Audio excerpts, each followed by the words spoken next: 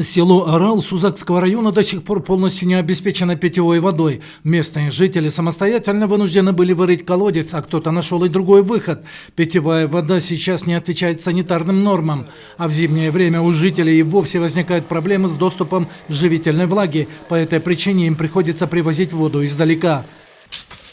Между тем, проблема питьевой воды для жителей села Орал наконец будет разрешена. В местности запущен проект АЗАСУ, и работы ведутся полным ходом.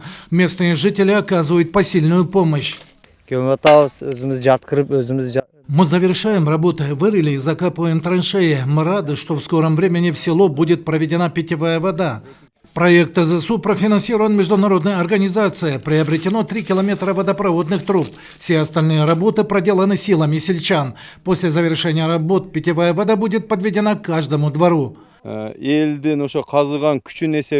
Всемирная молодежная организация оказала материальную помощь. Со своей стороны сельчане оказали активную помощь. Мы оказываем подобную помощь 5 селам. Через 10-15 дней люди получат питьевую воду.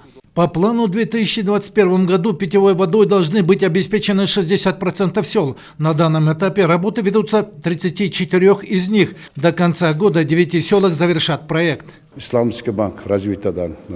24 села из 60 финансируются за счет Исламского банка развития. На сегодня работы ведутся в 16 селах. Среди них есть села, которые финансируются за счет республиканского бюджета.